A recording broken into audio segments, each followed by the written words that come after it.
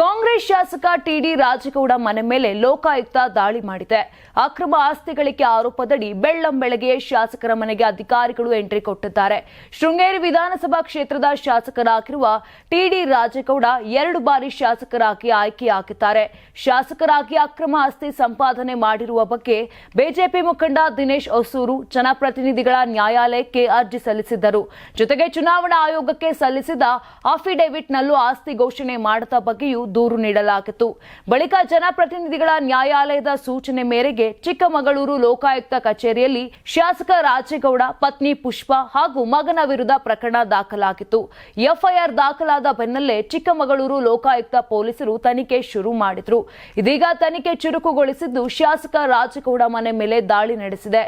ಇನ್ನು ಈ ಬಗ್ಗೆ ಹೆಚ್ಚಿನ ಮಾಹಿತಿಯನ್ನ ನೀಡ್ತಾರೆ ನಮ್ಮ ಪ್ರತಿನಿಧಿ Abhijit. Over to you Abhijit. ಹೌದು ರಂಜಿತಾ, ಶೃಂಗೇರಿ ವಿಧಾನಸಭಾ ಕ್ಷೇತ್ರದ ಕಾಂಗ್ರೆಸ್ ಶಾಸಕ ಟಿಡಿ ರಾಜೇಗೌಡ ಅವರ ನಿವಾಸದ ಮೇಲೆ ಬೆಳ್ಳಂಬೆಳಗ್ಗೆ ಇಂದು ಲೋಕಾಯುಕ್ತ ರೇಡ್ ಆಗಿರುವಂಥದ್ದು. ಅಂದರೆ ಕಳೆದ ಒಂದು ವಾರದ ಹಿಂದೆ ಅಷ್ಟನ್ನು ಕೂಡ ದೂರು ದಾಖಲಾಗಿತ್ತು. ಅಂದರೆ ಸೆಪ್ಟೆಂಬರ್ 23ರಂದು ಟಿಡಿ ರಾಜೇಗೌಡ ಅವರ ವಿರುದ್ಧ ಎಫ್ಐಆರ್ ದಾಖಲಾಗಿತ್ತು. ಆದರೆ ಇವತ್ತು ಏಕಾಏಕಿ ರಾಜೇಗೌಡ ಅವರ ನಿವಾಸ ಕಾಂಡ್ಯ ಹೋಬಳಿ ಬಸಾಪುರ ನಿವಾಸಕ್ಕೆ ಇವತ್ತು ಲೋಕಾಯುಕ್ತ ಅಧಿಕಾರಿಗಳು ದಾಳಿಯನ್ನು ನಡೆಸಿ ದಾಖಲೆ ಪತ್ರಗಳ ಶೋಧ ಕಾರ್ಯವನ್ನು ನಡೆಸ್ತಾ ಇದ್ದಾರೆ. ಅಂದರೆ 2022ರಲ್ಲಿ ಕೊಪ್ಪ ನಿವಾಸಿ ದಿನೇಶ್ ಎಂಬುವರು ದೂರನ್ನು ನೀಡಿದ್ರು. ಅಕ್ರಮವಾಗಿ ಆದಾಯಕ್ಕಿಂತ ಹೆಚ್ಚು ಆಸ್ತಿ ಸಂಪಾದನೆ ಮಾಡಿದ್ರು ಅನ್ನುವಂತಹ ದೂರನ್ನು ಕೂಡ ನೀಡಿದ್ರು. ಆದರೆ ದೂರು ನೀಡಿದಂತಹ ಹಿನ್ನೆಲೆಯಲ್ಲಿ ಯಾವುದೇ ರೀತಿಯಾದಂತಹ ತನಿಖೆ ಆಗಲಿ ಅಥವಾ ಸರಿಯಾದ ರೀತಿಯಾಗಿ ನ್ಯಾಯ ಸಿಕ್ಕಿಲ್ಲ ಅನ್ನುವಂತಹ ವಿಚಾರವನ್ನು ಇಟ್ಕೊಂಡು ಜನಪ್ರತಿನಿಧಿಗಳ ವಿಶೇಷ ನ್ಯಾಯಾಲಯಕ್ಕೂ ಕೂಡ ಪಿಟಿಷನ್ ಅನ್ನು ಕೂಡ ದಿನೇಶ್ ಅವರು ನೀಡಿದ್ರು. ಅಂದ್ರೆ 2022ರಲ್ಲಿ ನೀಡಿದಂತಹ ದೂರು ಯಾವುದೇ ರೀತಿ ತನಿಖೆ ಆಗದೆ ದಿನೇಶ್ ಅವರ ಗಮನಕ್ಕೆ ಬಾರದೆ 2023 ಮಾರ್ಚ್ ತಿಂಗಳಲ್ಲಿ ಕೇಸನ್ನೇ ಕ್ಲೋಸ್ ಮಾಡಿದ್ರು ಅನ್ನುವಂತಹ ಮಾಹಿತಿ ಸದ್ಯ ಈಗ ಲಭ್ಯವಾಗ್ತಿರುವಂತದ್ದು. ಈ ಹಿನ್ನೆಲೆಯಲ್ಲಿ ಈಗ ಸಿಟಿ ಸಿವಿಲ್ ಕೋರ್ಟ್ ನ ಒಂದು ಪಿಟಿಷನ್ ಹಾಕಿರುವಂತಹ ಹಿನ್ನೆಲೆಯಲ್ಲಿ ಈಗ ಶೃಂಗೇರಿ ಕಾಂಗ್ರೆಸ್ ಶಾಸಕ ಟಿಡಿ ರಾಜೇಗೌಡ ಅವರ ನಿವಾಸದ ಮೇಲೆ ಇಂದು ಲೋಕಾಯುಕ್ತ ಏಕಾಏಕಿ ದಾಳಿಯನ್ನ ಮಾಡಿರುವಂಥದ್ದು. ಅಂದ್ರೆ ಅಕ್ರಮವಾಗಿ ಆಸ್ತಿ ಸಂಪಾದನೆ ಮಾಡಿದ್ರು ಅನ್ನುವಂಥದ್ದು.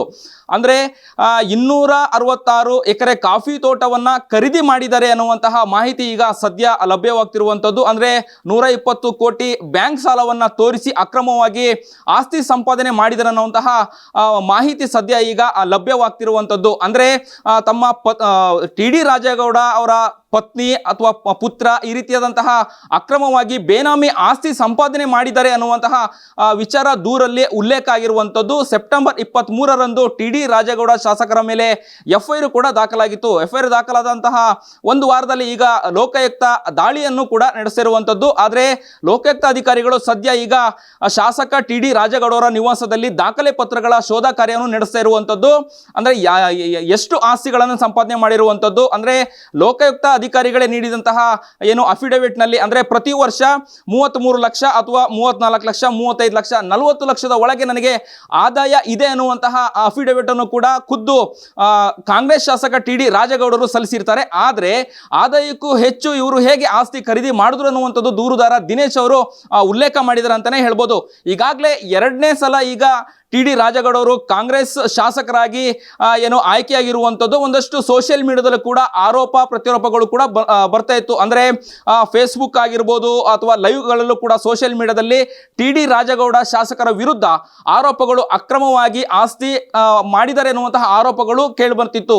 ಕಳೆದ ಒಂದು 2-3 ದಿನಗಳ ಹಿಂದೆನೂ ಕೂಡ ಖುದ್ದು ಶಾಸಕ ಟಿಡಿ ರಾಜೇಗೌಡರು ಕೂಡ ಹೌದು ನನ್ನ ಮೇಲೆ ಬಂದಂತಹ ಆರೋಪಗಳು ಎಲ್ಲದೂ ಕೂಡ ಪರಿಶೀಲನೆ ಆಗಲಿ, ನಾನು ಕಾನೂನಿನ ರೀತಿಯಲ್ಲಿ ನಾನು ಹೋರಾಟ ಮಾಡ್ತೀನಿ ಅನ್ನುವಂತಹ ಮಾತನ್ನು ಕೂಡ ಹೇಳಿದ್ರು. ಅದಾಗಿ ಕೆಲವೇ ದಿನಗಳಲ್ಲಿ ಈಗ ಲೋಕಾಯುಕ್ತ ದಾಳಿ ಆಗಿರುವಂಥದ್ದು ಮತ್ತಷ್ಟು ಆಶ್ಚರ್ಯ ಸಂಗತಿ ಅಂತಾನೆ ಹೇಳ್ಬೋದು. ಇನ್ನ ಹೆಚ್ಚಿನ ಮಾಹಿತಿ ಅಥವಾ ಇನ್ನ ಲೋಕಾಯುಕ್ತ ಅಧಿಕಾರಿಗಳು ದಾಳಿ ಮಾಡಿದ ಸಂದರ್ಭದಲ್ಲಿ ಏನೆಲ್ಲ ದಾಖಲೆ ಪತ್ರಗಳು ಅಥವಾ ಆಸ್ತಿ ಎಷ್ಟು ಮಟ್ಟ ಆಸ್ತಿಯನ್ನ ಖರೀದಿ ಮಾಡಿದ್ದಾರೆ ಎನ್ನುವಂಥದ್ದನ್ನ ಕಾದು ನೋಡಬೇಕಾಗಿರುವಂಥದ್ದು.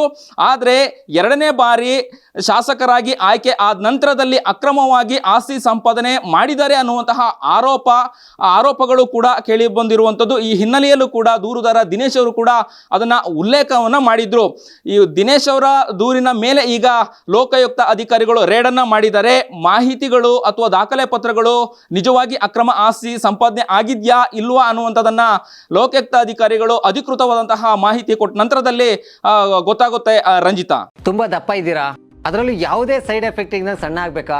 ಎಷ್ಟೋ ಜನ ಹೇಳ್ತಾ ಇದ್ರಿ ಸರ್ ನಾನು ಜಿಮ್ಗೆ ಹೋಗ್ತಾ ಇದ್ದೀನಿ ಆದ್ರೂ ಸಣ್ಣ ಆಗ್ತಾ ಇಲ್ಲ ಸರ್, ವರ್ಕೌಟ್ ಮಾಡ್ತಾ ಇದ್ದೀನಿ ಆದ್ರೂ ಸಣ್ಣ ಆಗ್ತಾ ಇಲ್ಲ ಅಂತ ಹೇಳ್ತಾ ಇದ್ರಲ್ಲ, 100% ಯಾವ ಜಿಮ್ಗೂ ಹೋಗ್ದಂಗೆ ವರ್ಕೌಟು ಮಾಡ್ದಂಗೆ ನೀವು ಸಣ್ಣ ಆಗ್ಬೋದು. ಪ್ರತಿದಿನ ಬೆಳಿಗ್ಗೆ ಸಂಜೆ 2 ಟೈಮ್ ನಮ್ಮ ಜೀನಿ ಸ್ಲಿಮ್ನ ಯೂಸ್ ಮಾಡಿ ಯಾವುದೇ ಸೈಡ್ ಎಫೆಕ್ಟ್ ಇಲ್ದಂಗೆ ನೀವು ಸಣ್ಣ ಆಗ್ತೀರಾ. ಯಾಕೆಂದ್ರೆ ಜೀನಿ ಸ್ಲಿಮ್ಮು ಒಂದು ಉತ್ತಮ ಆಹಾರ. ದೇಹದಲ್ಲಿ ಬ್ಯಾಡ್ ಕೊಲೆಸ್ಟ್ರಾಲ್ ಜಾಸ್ತಿ ಆದಾಗ ಹಾರ್ಟ್ ಅಟ್ಯಾಕ್ ಆಗೋ ಚಾನ್ಸಸ್ ಜಾಸ್ತಿ. ಇತ್ತೀಚೆಗಂತೂ ಸಿಕ್ಕಾಪಟ್ಟೆ ನ್ಯೂಸ್ನ ಕೇಳ್ತಾನೆ ಇದ್ದೀವಿ. ಸೊ ಬ್ಯಾಡ್ ಕೊಲೆಸ್ಟ್ರಾಲ್ನ ಕಮ್ಮಿ ಮಾಡೋದಕ್ಕೆ ಉತ್ತಮವಾದ ಆಹಾರ ತುಂಬ ಇಂಪಾರ್ಟೆಂಟು. ಜೀನಿ ಸ್ಲಿಮ್ ಯೂಸ್ ಮಾಡಿ. ಕರೆಕ್ಟ್, ಜೀನಿ ಸ್ಲಿಮ್ನಲ್ಲಿರುವಂತಹ ಎಷ್ಟೋ ಆಹಾರ ಧಾನ್ಯಗಳು ಕೊಲೆಸ್ಟ್ರಾಲ್ ಲೆವೆಲ್ನ ಕಮ್ಮಿ ಮಾಡೋದಕ್ಕೆ ಹೆಲ್ಪ್ಫುಲ್ ಆಗುತ್ತೆ. ಸೊ ಹೆಲ್ದಿಯಾಗಿರಿ, ಜೀನಿ ಸ್ಲಿಮ್ನ ಯೂಸ್ ಮಾಡಿ. ನಮ್ಮ ಕರ್ನಾಟಕ ರಾಜ್ಯದಲ್ಲಿ ಕಳೆದ ವರ್ಷದ ನೀಟ್ ಮತ್ತು ಐಐಟಿ ಜೆಇಇ ಪರೀಕ್ಷೆಯಲ್ಲಿ ಸಾವಿರಾರು ಉಚಿತ ಮೆಡಿಕಲ್ ಹಾಗೂ ಐಐಟಿ ಸೀಟ್ಗಳನ್ನು ನೀಡಿರುವ ನಮ್ಮ ಹೆಮ್ಮೆಯ ಎಕ್ಸೆಲ್ ಅಕಾಡೆಮಿಕ್ಸ್ ವಿದ್ಯಾಸಂಸ್ಥೆಯಾಗಿದೆ. 1 ವರ್ಷದ ಲಾಂಗ್ ಟರ್ಮ್ ನೀಟ್, ಸಿಇಟಿ ಮತ್ತು ಐಐಟಿ ಜೆಇಇ ದಾಖಲಾತಿ ಪ್ರಾರಂಭವಾಗಿದೆ. ಮೆಡಿಕಲ್ ಅಂದರೆ ಎಕ್ಸೆಲ್, ಎಕ್ಸೆಲ್ ಅಂದ್ರೆ ಮೆಡಿಕಲ್.